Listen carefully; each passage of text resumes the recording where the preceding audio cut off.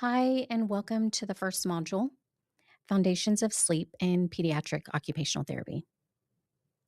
My name is Jenn, and I'm an occupational therapy student.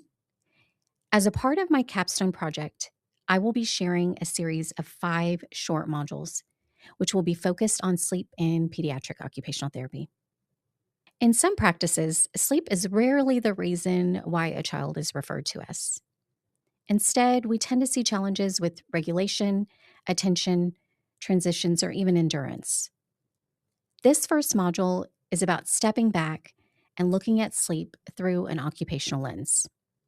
As part of the child's daily routine and overall participation, it sets the foundation for understanding why sleep belongs in our clinical reasoning and how it fits within our scope of occupational therapy. As occupational therapists, our role is to support routines, environments, and participation. This module invites us to consider how sleep may be influencing occupational performance and function. This module and all modules are intended for professional learning purposes, and it reflects occupational therapy frameworks and evidence-informed practices. Clinical decisions should always be made in collaboration with families and other healthcare providers.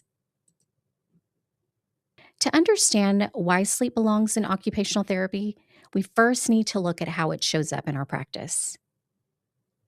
Sleep is not always the presenting concern when children are referred to us. Instead, sleep challenges often appear as difficulties with regulation, behavior, attention, or even participation. As we spend time with children during everyday activities, we begin to see how functional challenges show up across the day. As we move into this module, these are the main areas we will be focusing on. First, we will explain why sleep matters in pediatric practice, particularly how it supports regulation, engagement, and participation across daily routines. Next, we will describe sleep as an occupation, using the Occupational Therapy Practice Framework, OTPF4, and the Model of Human Occupation, MOHO, to ground our understanding within OT theory. Finally, we will recognize how sleep influences occupational performance and participation, helping us connect sleep to the functional challenges we already observe in pediatric practice. Now let's take a look at how sleep-related challenges often show up in our everyday sessions. I would like for you to rewind and think about a typical session. You're using supportive strategies, maybe even adjusting activities, and meeting the child where they are with their just right challenge. And still something feels off. The attention may drop off, the regulation becomes more difficult, and the child may even fatigue earlier than expected. In moments like this, it can feel like we're responding to what we see in front of us without maybe fully understanding what may be influencing it. This is often where sleep begins to enter the conversation as one factor that may be affecting occupational performance and our participation. When moments like this comes up, it helps us to ground our thinking on how occupational therapy defines sleep.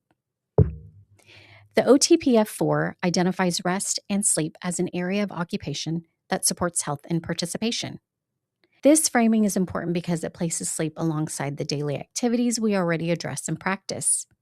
Rather than seeing sleep as separate from therapy, it allows us to view sleep as part of a child's occupational profile and their daily routines. Understanding sleep as an occupation helps us connect what we observe during the day with what may be happening outside of the session. It can be helpful to look at sleep through the model of human occupation, MOHO. MOHO helps us remember that occupational performance is shaped by several parts that are always interacting with each other. Think about it this way. Daily routines and habits influence when and how we sleep. Motivation and emotional state can make bedtime either smooth or a full negotiation. A child's performance capacity affects how well they regulate, attend, and recover. And with the environment, like sensory input or family routines, it can either support sleep or quietly work against it.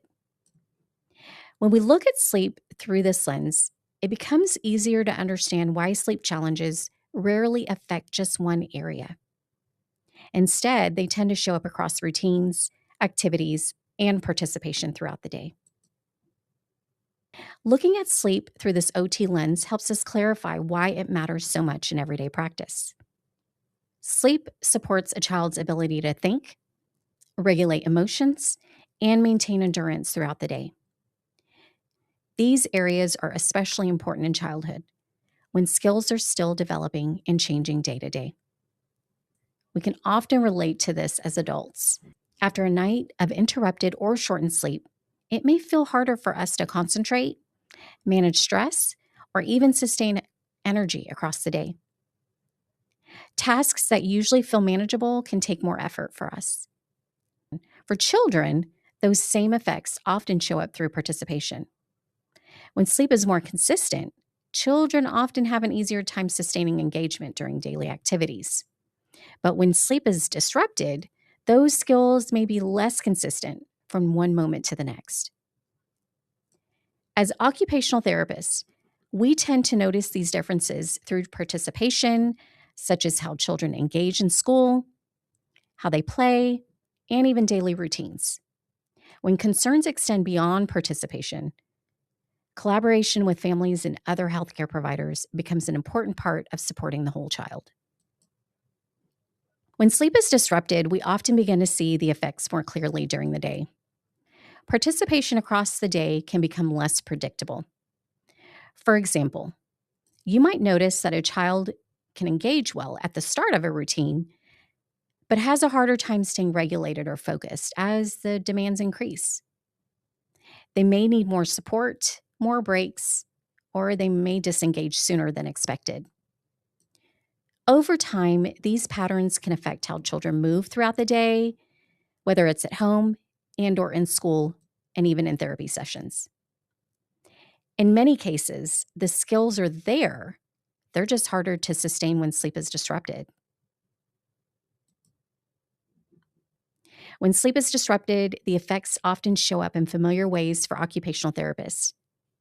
We may notice changes in cognition, such as difficulty sustaining attention, maybe even remembering steps, or having difficulty during problem-solving tasks. Emotional regulation can also be affected. Children may appear more irritable, more reactive, or have a harder time calming themselves when things feel challenging. These difficulties often carry over into engagement. A child may seem less interested in play, school activities, or during therapy sessions, not because they lack the skill, but because their system is overall fatigued. Daily routines can also become harder to initiate and maintain. This may look like difficulty with morning routines, transitions between activities, or even staying involved in family routines across the day. When these everyday struggles continue, the impact extends beyond isolated moments and begins to affect a child's overall occupational performance and their participation. When sleep disruption is ongoing, the effects can begin to compound. Difficulties with attention, regulation, and endurance are no longer occasional. They start to interfere more consistently with occupational performance. Children may have increased difficulty in participating in school tasks, sustaining play, or managing daily routines at their home. Over time, this can limit opportunities for learning, social interactions, and skill development. Occupational therapists may observe that children require more support to initiate, sustain, and complete activities that were previously manageable. Participation may become more restricted, and engagement may decrease across multiple environments. And let's bring this all together. Sleep plays a foundational role in how children participate, how they engage, and how they perform across their daily occupations. When sleep is disrupted, the effects are often reflected in how children engage in routines, learning, play, and family life. Occupational therapists often notice these patterns early, even when sleep was not the primary concern. This happens through observation of participation, routines, and engagement, allowing occupational therapists to identify when sleep may be influencing performance. Understanding sleep as an occupation strengthens clinical reasoning and supports collaboration with families and other healthcare providers. And this will help promote meaningful participation across all environments. Thank you for your time and engagement. Here is a list of references that support the concepts and clinical reasoning discussed throughout this module. In Module 2, Pediatric Sleep Physiology and Development, we will continue building on this foundation.